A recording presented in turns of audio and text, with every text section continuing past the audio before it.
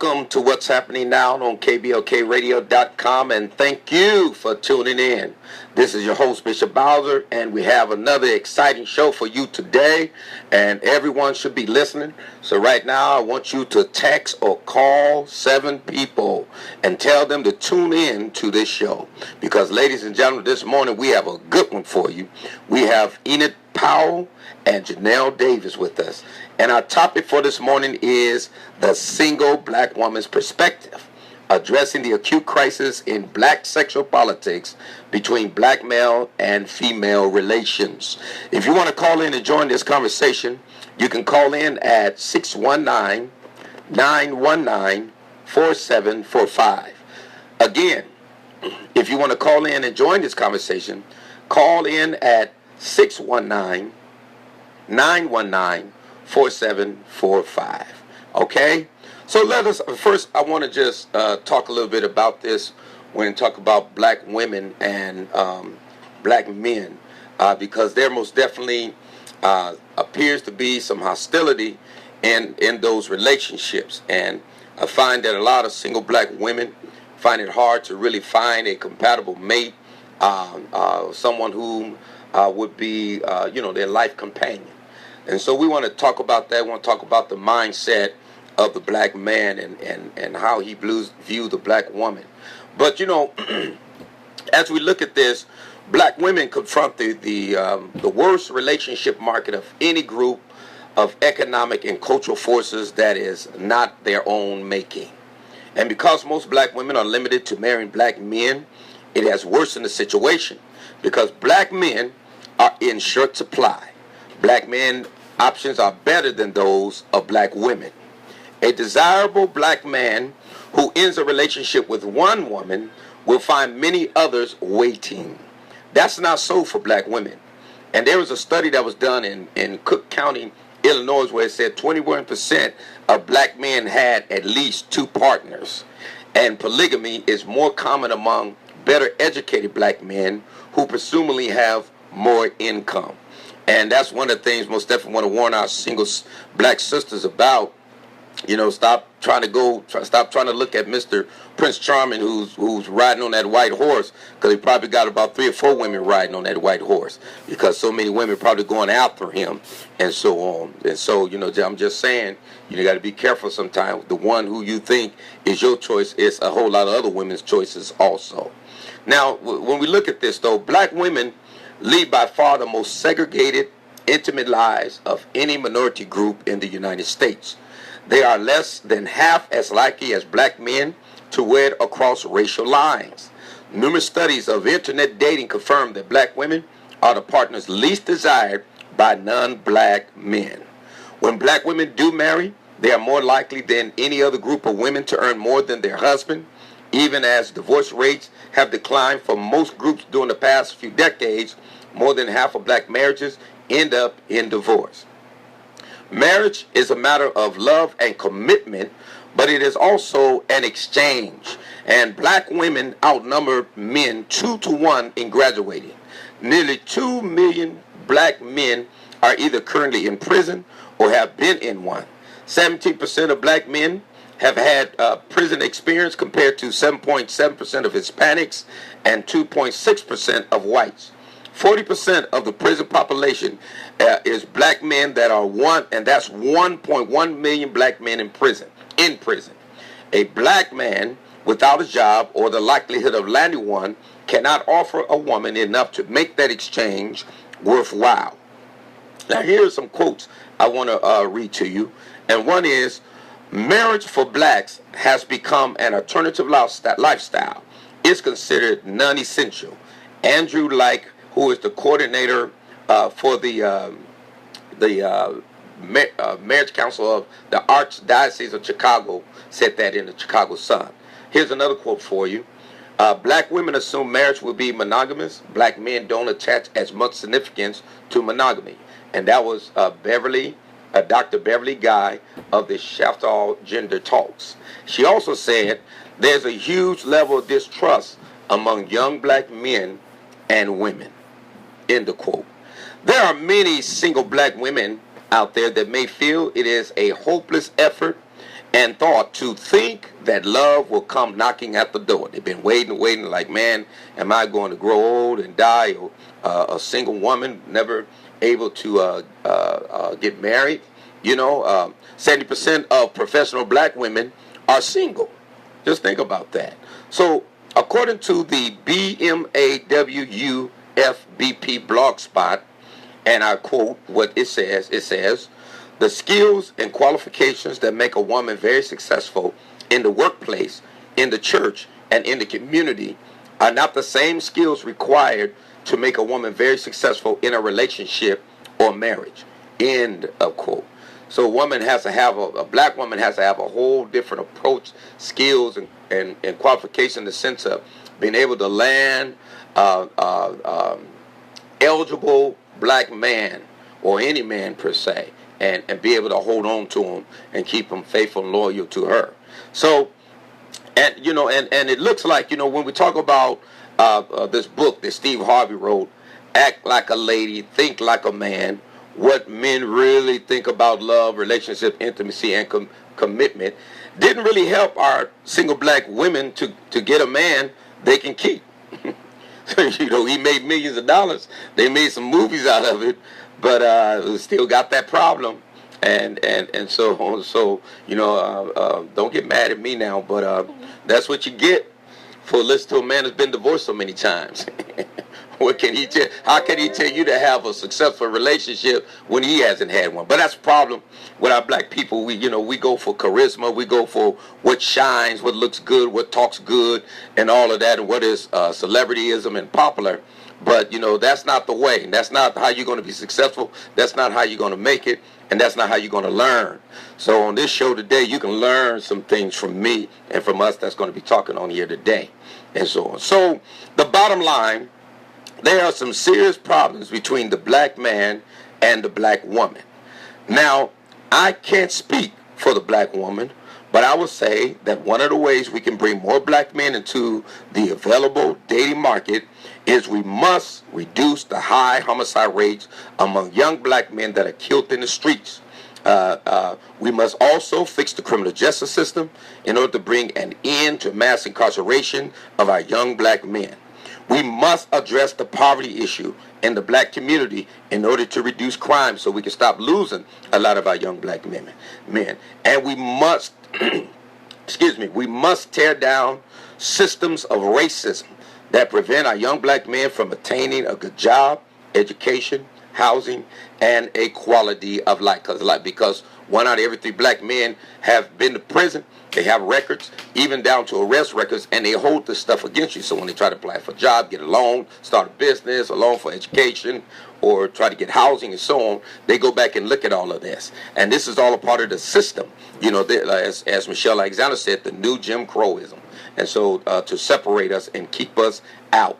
So now, in addition, our black men, they must sit down and watch and listen to our black women in order to heal the distrust between the black women and men.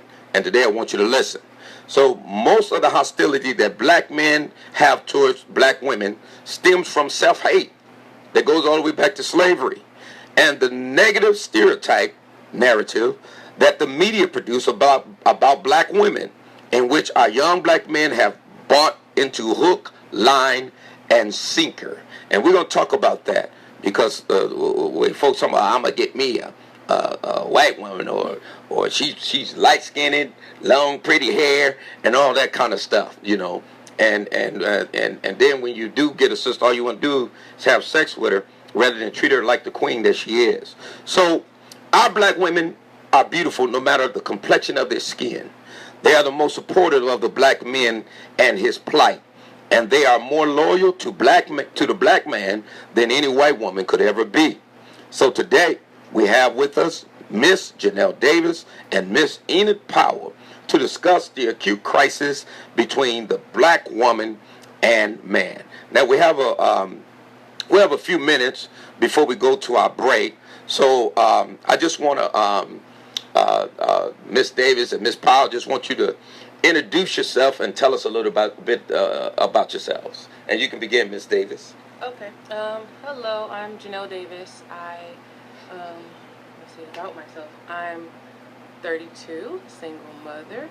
I'm an office manager by day, a culinary consultant by night. In my spare time, I actually enjoy reading. I don't watch TV that much. So I get a lot of reading done.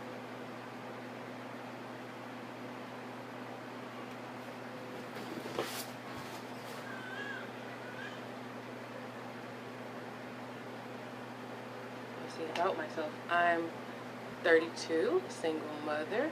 I'm an office manager by day, a culinary consultant by night. In my spare time, I actually enjoy reading. I don't watch TV that much. So I get a lot of reading done.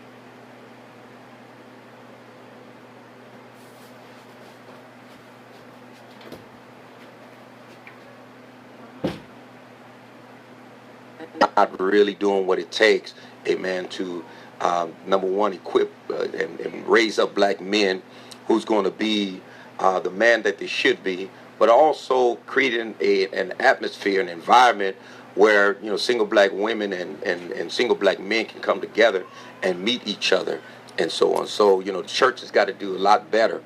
When we have a high percentage of black women in the church, but a low percentage of black men. And that says something about the church, the black church, I should say, because you don't have that problem in Latino churches, and you don't have that problem in white churches, and you don't have that problem in Asian churches where you have men in the groves and taking leadership roles in the church, but you have that in the black community. And we know that slavery and mass incarceration, the homicide rate, all those type of things has affected us, the black church. But there's a leadership that is needed in the black church to lead our black men and teach them and mentor them and show them how to be men, you know what I mean, and be responsible, and how to treat our black women, So and then also pastors many times run away our black men, because we always harping on all the negatives rather than the positives. So, we got to keep it positive on both ends to build up the black family and focus more on the black family. And that means that pastors got to be an example. You got to quit running around and getting divorces and divorcing your women, because it says what you think about a black woman, where you treat them when you divorce them and split up and having babies out of wedlock and doing all those, having your mistresses and all that. You got to stop all that kind of stuff so that we can really be good examples before folks. And the community and the church folks got to start holding the pastors to the biblical standard of what a pastor should be, because we just accept them. As long as they look good, shine, and have charisma, you accept them. And you think they're awesome pastors. You got some out there that are awesome, but many of them are felonies when it comes to really ministering to that black man and raising him up to be a respectable man and respecting our black women. So how many minutes? How much time do we got left? We got half a minute left. So we're going to go ahead and go to these breaks here.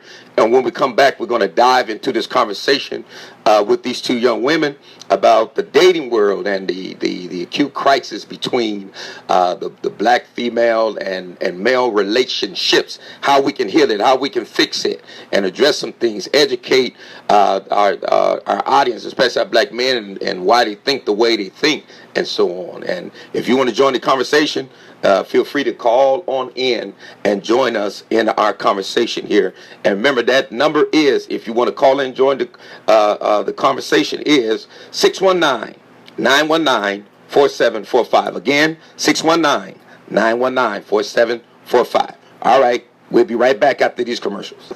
This is KVLK San Diego. All right, welcome back to What's Happening Now on KBLKradio.com. And this is your host, Bishop Bowser here. And today we have two young single black women that's with us. And we're talking about the acute crisis between the black woman and man and, in the relationships, So one of the ways I want to start this out, because I did have a show with some young black brothers and they were on here. And we were talking about issues with black women, and Miss Power and Miss Davis both were listening to the show during that time, and they felt like the various things that were being said from these young black men about the related problems that they have with black women was not them. And I think that's in many cases. And so, Miss Davis, what do you think about that show we had with the brothers on issues with black women? Well, you know what? I thought that it was a really good show, and it was groundbreaking, in my opinion, to actually bring together three different generations and have them speak on these exact issues. I think that the information that they provided was good feedback. Like you said, I just didn't feel like any of their feedback really pertained to me, because the issues that they were talking about, you know, black women, of course, the all too common being boisterous and loud and all those other type of things. I think that for the most part, from 2010 to 2016, black men and men in general are really getting their opinion of black women from reality TV. And it's an unfortunate fact. I know that sad too. It's sad. I know that personally, when I first saw Love and Hip Hop Atlanta, I immediately wrote like a long email to the producer, because she's a black woman, and I'm like, how can you let us be portrayed in the media or on TV like this? Like, it's borderline disrespectful, because no one that I know acts like that. Right. And I was like, and I guess what you're really showing us is what not to do rather than what to do, or really showing like once you reach a certain level of quote unquote excess and or you date or marry someone that has a certain level of success, this is how they act in that realm. So I just took from it, I'm cool where I am. But back to the show. I think it was really good dialogue. Didn't pertain to me, but yeah, it was good dialogue. You know, I never seen what you say. What is it? Love show? and Hip Hop Atlanta. You are not missing Love and anything. Say that again. Love and Hip Hop Atlanta. Love and Hip Hop Atlanta. I think they have a couple different cities. So there's one for like New York, one from Atlanta, and I don't know where else they are. I do know that, you know, I do read information about how, you know, the way they portray black folks. I think there was a show that came on one time, and a lot of folks was upset about the way they were portraying black women and black folks in general. It's every show. And so, yeah. It's every single one of their shows. Like, I have cousins that come over, and sometimes they'll watch the show at my house. So that's really the only time I'm exposed to it. And it's a hot mess, to say the least. Wow. Well, what do you think, Ms. Powell? Well, I think that what they were speaking on and their perspective of what they feel black women, you know, is because of what they encountered themselves. Was it the experience? Yes, it was. Okay. Well, that type of attitude and that type of character, you know, not every black woman has that. Right. You know what I mean? So there is, you know, what are you attracted to? Right. You know, what are you? Right.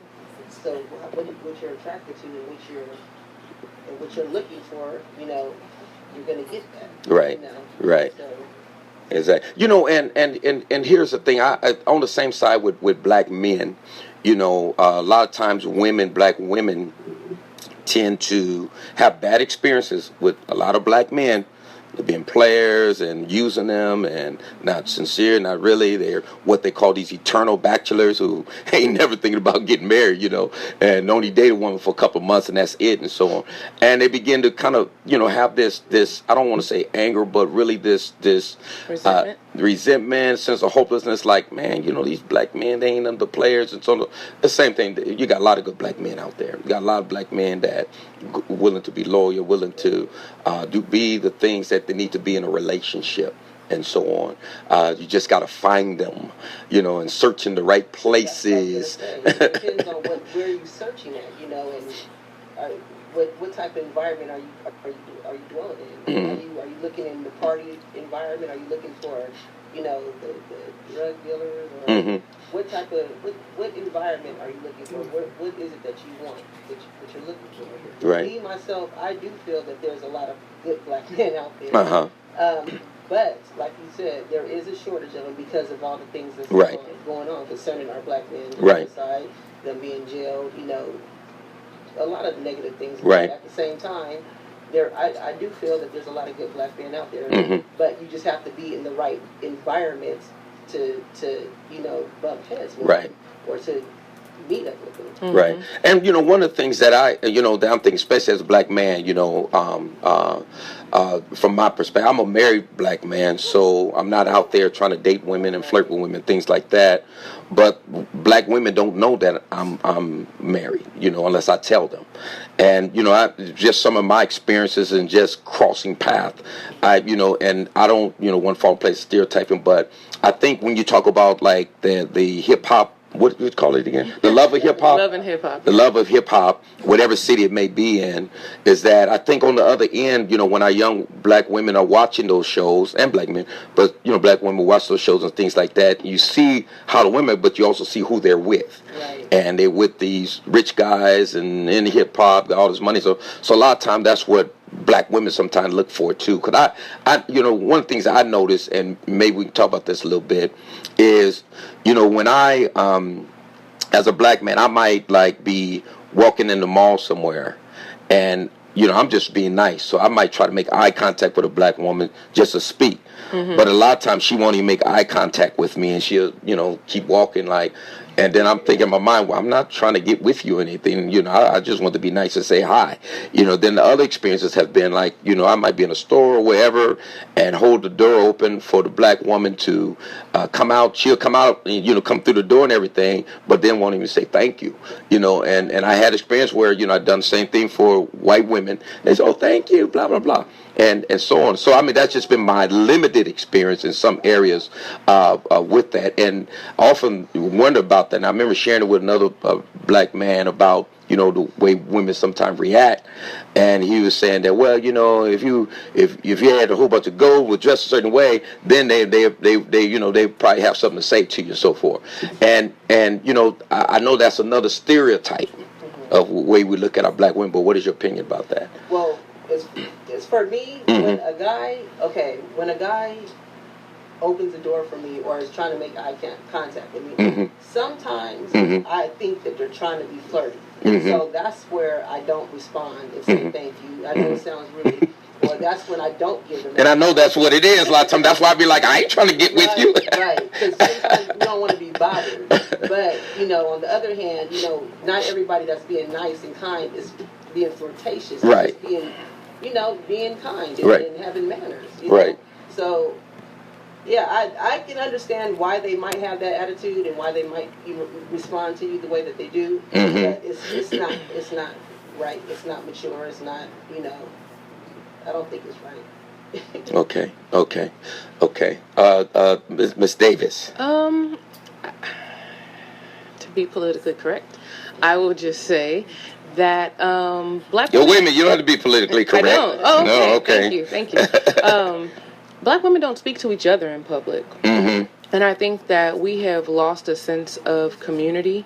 And I don't know what happened in the 90s, but I think that this is a failure on their parents' part. Because if you're taught home training and you're taught manners and you're taught etiquette, then you know that you speak to everyone. You treat the janitor just like you do the CEO. I don't care if someone's opening the door for you, or you always stop and you help your fellow brother or sister.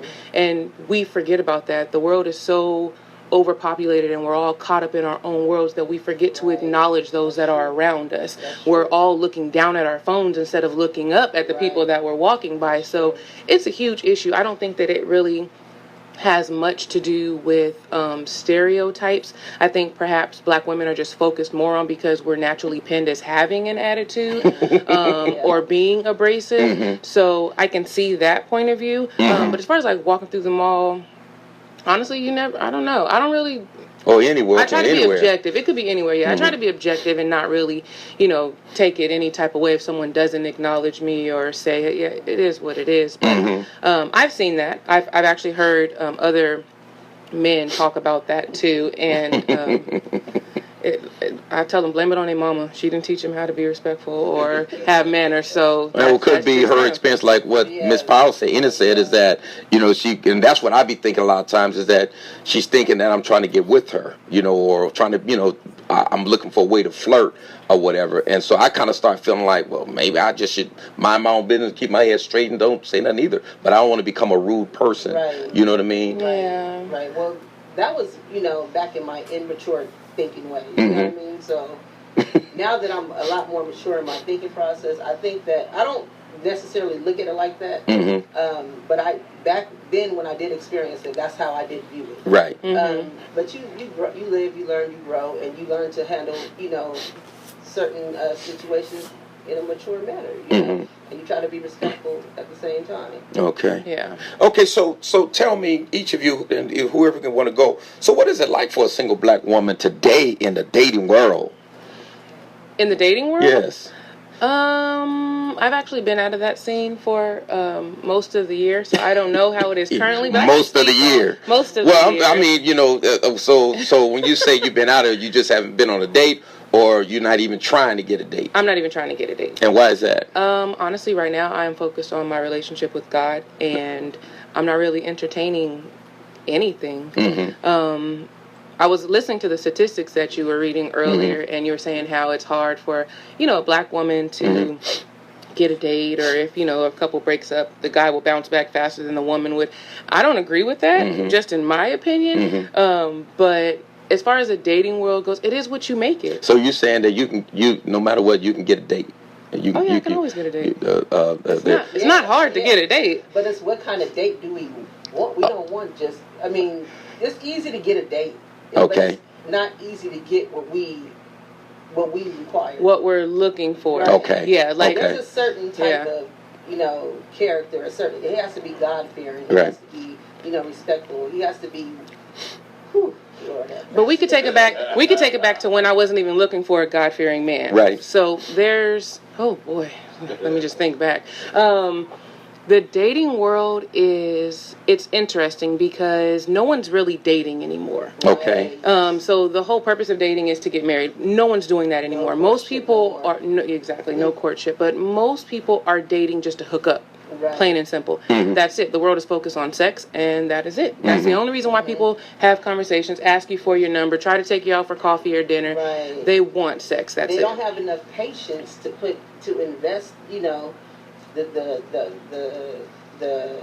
type of the correct type of energy, or what is it that you're looking for? You know what I mean? Is it patience or is it intelligence? They Because don't I have think the it's intelligence. They don't have they don't have. Hey, quit talking about that. Let's stop that. They don't have a lot of patience because they just want to get right to it. You know what I mean? A lot of people don't want to get to know each other. But okay, let me That's challenge actually a that really thought good though. point, though. Let me challenge that thought I like though. her point, though. Okay, and let's get to that point. But here's the thing with that, as far as dating and men wanting sex and so on, because I talk to black men too, and I know that sometimes they tell me, like this one brother was telling me that he was on a date with a woman, and she felt she had to have sex with him at that night, and so, but he was like, hey, we don't have to, you don't have to feel obligated. This is not what this is about, having sex. But he was talking about what her attitude was. That's the way she felt, as though because they went on a date, they have to have sex. So, is it that women feel that way because of what men want, or is it that men expect that because that's what women want? I think that it's a combination of the two. Yeah, Truth be told, but I think that the 90s really helped, or in the early 2000s really helped scope that, because do you remember those TV shows on MTV, like it wasn't called The Dating Game, there was one called like The Third Wheel, and that's when the dating competition TV shows really started. And so that's when women not only got to see on TV that you have to compete to get a man, but they brought it into their personal lives and they felt the exact same way. And so the unfortunate fact is that a lot of women feel like they have to lead into a relationship. What you mean by lead? Not lead, but like they have to go into a relationship, with sex, and that's the only way to keep a man and everything else. They're misguided, but that's how they feel. Wow. Okay. Well, so a lot of black men walk around with an invisible sign, but it's there. It's written in there. It's in their mind. It's in their spirit, and their heart, and that invisible sign says no black women. Why is it, and how can we change that? Where black men don't want to date black women. I think they just lost sense of their self. They just, a lot of times they just feel that black isn't beautiful. You know, Mhm. they're just trying to be like everybody else, you know, or think that that's just, you know, what looks. They want somebody that's a trophy or something. They want somebody that's gonna make them look good. So us black women and, you know, how we do things and how we try to be natural and, you know, just try to do the right thing as far as like our culture and stuff. I don't think they're interested in it. Well, I know they are. I actually beg to differ, because if you look at it, most of the black men that are dating outside of our race, they're dating someone who favor us, who are going out and getting butt injections and getting, you know, enhancements done, and they're also getting their lips filled, and they're rocking quote unquote boxer braids or Kardashian braids or whatever they're called, but they're cornrows because we've been doing it. So Right. they're mocking us Yeah, in every way, shape, or form. definitely However, mocking us. they're black. I think, in my opinion, black men sometimes date other races because they're not held to a certain standard. And I think that sometimes as black women, we push our men because that's what God made us to do. That's who we are. Like, we want to see you do your best. We want to support you in every way that we can. And so sometimes a man who isn't strong enough to handle that buckles under pressure, and he goes to someone that will do whatever he wants them to do, who won't not necessarily push him to be better, but will won't challenge him and his decisions. As where if you're in a relationship possibly with a black woman, then if you say something that I don't necessarily agree with, we're not going to fight about it or, you know, go toe to toe, but I am going to let you know that, hey, there might be a better way. I think that I'm an intelligent black woman, so I'm not just going to sit there and be quiet and let you make a mistake. What type of woman or maid am I if I just let you say, okay, well, we're going to go jump off this bridge? Like, nah, you can, I'm sorry, I'm good. I'm not going to do that with you, but I think there's a better way to get down to the bottom of the cliff, you know? I think that's what it is. Ms. Powell? Well, I'm going by personal experience. I've dated a guy, and his mother, he might be a shade lighter than me, but his mother, you know, didn't approve of him dating black, dark-skinned women. You know, she only approved of him dating mixed girls. He was really liking me or whatever, but because he wanted to, he just cared about what everybody else thought, you know, and what his mother thought. Right. He kind of like used to push me to the back burner, and it's just crazy. You know, I don't like black girls. Oh, everybody around me, you don't ever date black girls. What are you doing with Enid? You know, you're dating a black girl, and you know, so that right there, I guess he felt the pressure from that. So I've never experienced that. Yeah, it's weird, but yeah, I've experienced it, and it cut me. Yeah. Now, Ms. Davis, you know, with one of the things that you were saying in regards to, you know, the white woman having all the features of a black woman, white woman having all the features of a black woman, and so is not necessarily that the black man have issues with a black woman, but you know, if that's the case, then why are you going after the white woman, regardless of whether the big behind, but whatever booty and whatever injection she's doing with her hair and things like that, you know, she's still not light skinned, she's still not dark skinned, and not a black woman. Well, I think the reality of it is that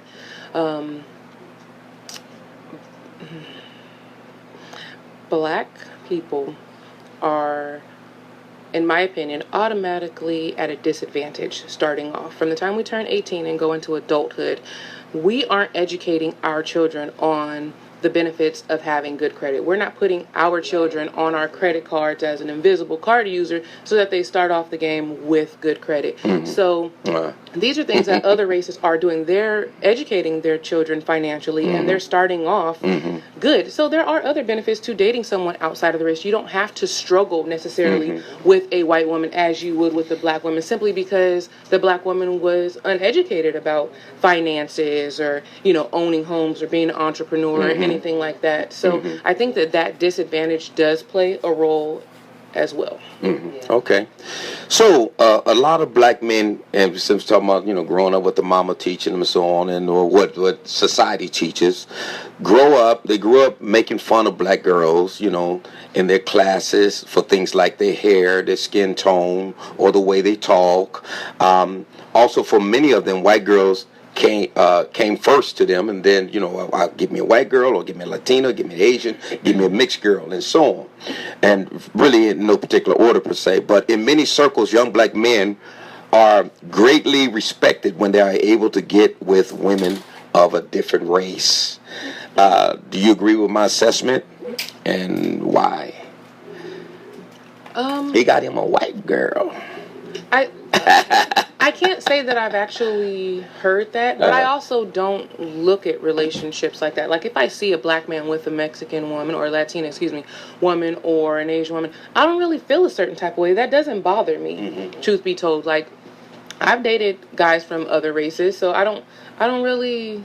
Yeah, I don't really have an issue with it, so I don't respect them more because they're dating someone of a different race. Now, amongst themselves, they may feel that way, that they, oh, you got your little white girl. Okay, I don't know. I haven't heard that or been involved in that conversation, but well, I've heard them say it. You've heard them say it? Yeah. See, that's a man thing.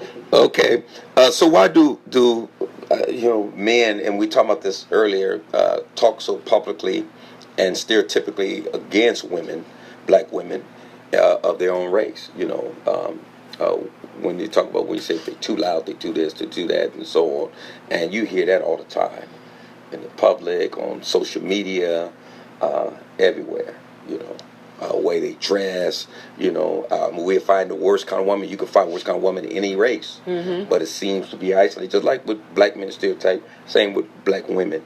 Being stereotyped and so on. But why because on the other end, our black women don't fall for that when the black men is stereotyped, but it seems like our black men fall for it when it's stereotyped the black woman.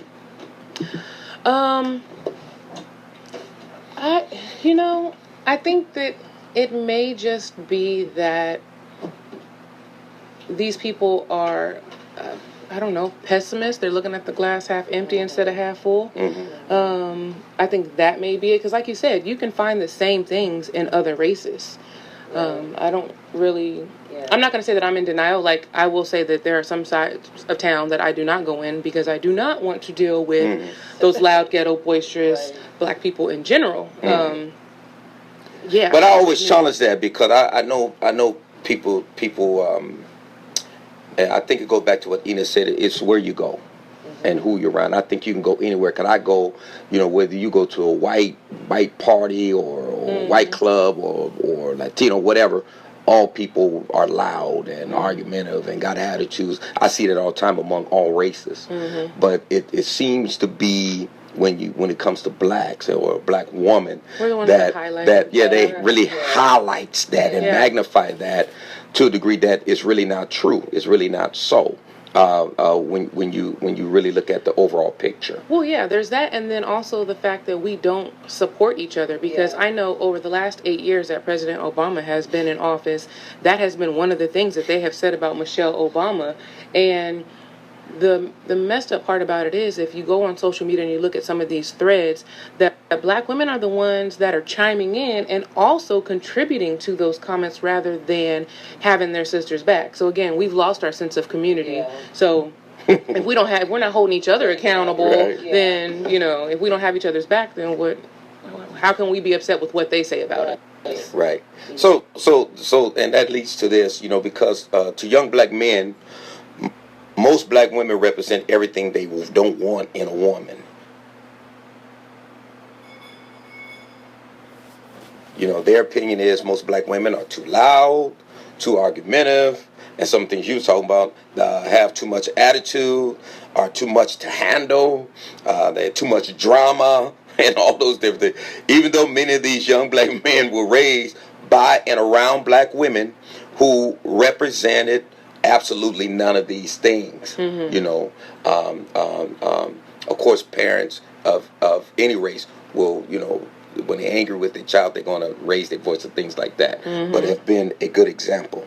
So, what is your thoughts on that? In regards to the whole drama aspect, I agree. it's not just black women, it's women in general. I actually can count on one hand how many friends that I have, people, women that I actually consider friends, because they are dramatic, they overreact, they're messy. I can go on for days about this topic, because I feel the exact same way. However, you find that exact same thing in other races. Again, we're just highlighted on this because I think that I don't even want to say that we're more in the media with it, but even back in the day, it was viewed as the angry, bitter type, you know, from everything that we've been through from back in the slavery days up into. But Latinas do the exact same Right. thing. But I think that, you know, one of the things, I cut you guys off, but I think that, you know, and you can respond to that, I think it goes back to what you were saying about TV, Hollywood, the media, the books, and everything else. The way that, you know, whenever a black person's on there, especially black woman or black men, but we're talking about black women now, that's the way they portray. Right. And then the moment somebody see that, see, told you, you know, and overlook all the positive things that come out of the black community and from our black women. They just miss that totally and completely. But you know what? This started in the 50s and 60s when they used to have TV shows, and if there was a black woman that was on the show, they made sure that, or in a movie, they made sure that she was the loud one. And then also, like when they used to have, I don't know the exact name of those TV shows where they used to paint the black face. Those, they portrayed them as loud and boisterous. So this is something that has been, I guess you can say, systematically instilled in people, and that's just how they look at us. I'm not on a mission to change their minds. They can think whatever they want to, as far as I'm concerned. How can we change that, though? I mean, you know, as far as our black men goes, the way they think about you know black what, women, they which really is not need true. to turn off these TVs, pick up a book, and go to church. Go to church. Hey, but you know, hey, look, I grew up on the streets, and you know, and I got saved at the age of 22 and a half years old. Raised all my kids in church, and you know, even my kids, you know, my boys, some of them, you know, they say the same thing even about women in church, you know. Yeah. So what is what's your opinion? Is it still, you know, are we still just seeing what we want to see? Because I know your boys, and your boys have not ever tried to date a black woman in church. So that, I don't know if we can really go off of their opinion. Sorry, guys, but it's the truth. They always dated someone from the world. So they're looking at, and that goes back to the issue. Like, the main issue is we're not, and we were talking about this yesterday, what your foundation is of your relationship. And if God isn't in the midst of it, then it's going to fail, and it's not going to work either way. So as far as my cousins go, and I can speak on this because they're family, so you guys can be mad at me if you want to, but when we were in high school, none of them were trying to date black women that were in our church. Because we all went to church together. So I know for a fact they were dating the hoochie mamas and the other chicks that were at school who didn't go to church, who didn't, from my opinion and perspective, they didn't have God in their lives. So they were doing, you know, whatever. So that's what they were seeing. So and that's the negative of when they looked at church, they were looking at the negative aspects of it as far as of the black women from the world. Positive. And because none of them tried to date any of, again, I grew up with them in the church. None of them tried to date any of the sisters in the church. Yeah, and where did they get that from? Because their mom didn't teach them that, you know, to hate the black woman or not to want to date the black woman. I most definitely didn't teach them that, and so on. And I always encourage them to, you know, date whoever they want, but at the same time, encourage them to find a woman in church and so on, and you know, date a black woman and so on. But it's up to them to do what they want to do and their choice. And most definitely respect that. But the point is, or the question is, where did they get that thinking from? They most definitely didn't get it in the home. They didn't get it from us with that negative aspect of black women. Probably outside influences, you know, hanging around a certain crowd, or you know, TV. Yeah, TV. TV is the devil. Yeah, I'm telling you. Think about on the 90s. What movies did they have portraying black women? They had Woo, which is Halle Berry being a hot ghetto mess. They had Baps. I think that was also Halle Berry being a hot ghetto mess. There was so many TV shows that portrayed black women like that. Like, what's that one with Vivica Fox and Morris Chestnut where they were dating? And even the women in those movies were just, oh no, you did. Like, they were loud and boisterous. Like, that's just how that's how we've been portrayed. Right, exactly. Right. So, okay, I kind of want to dive into this a little bit more. You know, the negative narrative about black women that black men use, do you think that narrative is borrowed from other race of people that may not like black people? Because when I even think of when we talk about my boys and I've talked to them, they share with me some of the things or why they do what they want to do. Some of it may be from experience, but I think a lot of it has to do with that narrative that is played out there that they hear among their friends, that they see on TV, they see in the media, and so on and so forth, that kind of persuades them that this is a true narrative, which is really a false narrative. Right. So do you think that? Do you think that it's a narrative that is borrowed from other race of people that do not like blacks? That plays a part in it, of course, I believe. I think that's the foundation of it, personally. You think so? I think that's what it is, because now, like he was asking, like, what can we do to change this? But again, unless we're going to go back and dig up the foundation and restart, we got to do that then. Let's dig it up. We as black women can't do that. We have to actually join arms with our brothers and actually, like, sit down and proactively address the issue and try and fix it. But I honestly don't have an intelligent answer for that question. I don't. Like, what do you do? Have you guys heard of Willie Lynch? I think I've heard you mention him before. Heard me mentioning it, and I know one of my boys, Jay, talks about the Willie Lynch. I've heard the letter was false or so forth, but it's that turning blacks against blacks and the whole shebang, and the light versus the dark, and all those different kind of things. But when black men say they don't date black women, are they gulping the Kool-Aid of Willie Lynch that has been offered to us for centuries?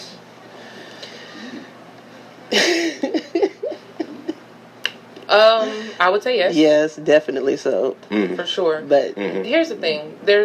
I know that in this day and age, I can appreciate the conscious thinkers that are out there and the ones that are open-minded and don't just take what they see for face value, and they actually dig into it and do some research. But it is an issue, and if you literally just take what's presented to you and you believe that and you base your actions off of that, then yes, they are gulping the Willie Lynch Kool-Aid, truth be told. So there are over, and when we talk about interracially, there are over 5 million interracially married couples in the United States, and according to the latest census data, that's 9.5% of all married Americans. Now, when we look at that, but which group among the interracial marriages are the most common? That's Hispanics and whites. Take a look at the percentages behind America's interracial combination. White and Hispanic is 37% of all interracial marriages. White and Asian is 13.7%, and white and black is 7.9%. Now, let's zero in on the black American who marry outside their race. Black men are more than twice more likely to intermarry than their black female counterparts. That's 24% versus 9%. The latest data shows that 17% of blacks in 2010 married outside of their race. Compare this to 9% of whites, 26% of Hispanics, 28% of Asians. Interracial marriage have a 41% chance of swirling out of control. Compare this to a 31% chance of divorce among same-race couples. According to the most recent data on the matter, 2008 figures show that pairing of white females and Asian males are most vulnerable to divorce.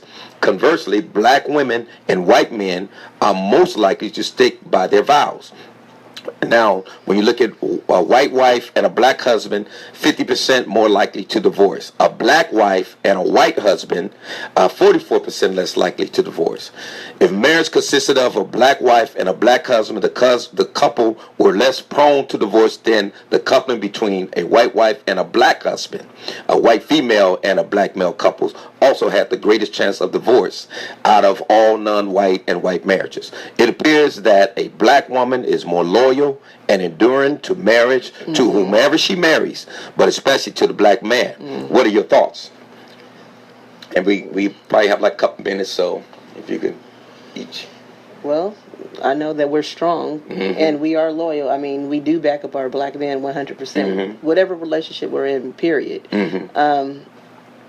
I just think that I just think that we take our relationship seriously, and whoever we're with, and that's who we're with. So I don't. Go ahead. And like I said, ain't no woman like the one I got. That's what I'm saying. I mean, a lot of black woman. Yeah, a lot of men. Brothers don't know what you're missing. Yeah, I've been with one for 30 years. But they figure it out, and that's the problem. Like they spend their 20s and 30s playing around in other racial pools, and then they want to come back to the black woman after they've been done dirty. And that's another issue that we didn't even address. Is maybe we get next time. One of the things that are taking our black men away are the fact that they are dating these other races, and as soon as they holler rape or anything else, they're automatically guilty. There's so many men that are in prison right now for committing crime or serving time for crimes they didn't commit, all because a woman of another race said that they did it or didn't like what they did or got mad at them for some reason. Right. And then it comes back, and then we have to pay for it. Yeah, exactly. Right, so, right. Then we get the men after they're done playing around with. Right. So, so this show, we and we most definitely got to do this again and bring more of our sisters on and maybe some brothers too. And because we had a separate men, separate women, maybe we need to get both together. So one of our not next week, but try to get in a couple of weeks, another show will bring our brothers in, our sisters in, and continue to have this conversation and this dialogue. And this is just to begin the conversation because we want to dispel the false narrative that is out there about our black women. It's a false narrative. It's a narrative that we've been playing into ever since slavery, and moving into the 21st century. That narrative is still here, and we want to dispel that. Our black women are beautiful, they are loyal, and when a black woman hook up with a black man, they'll last longer than a black man hooking up with any other race of woman. So you take those facts. They are not loud, they are not argumentative, and yes, you should want a woman that's going to be an independent thinker, and because that enhances you, that complements you, that empowers you when you have a strong black woman behind you to help you or standing with you. They help you and to support you, especially in this this world that is hostile to black men. You need someone that's going to stand you, support you, and be there with you. And I've seen black women wait years for their man to get out of prison and been loyal to him all the time. And then when he get out, he go and be with somebody else. So we got to quit dogging out our young black women also. So we most definitely thank you for tuning in today. And we're going to have a part 2 or part 3 on this very soon. So stay tuned and watch out for that. Thank you for listening to what's happening now on KBLK Radio. Tune in next week at our new time at 10 o'clock a.m. All right. God bless you, and you have a good day.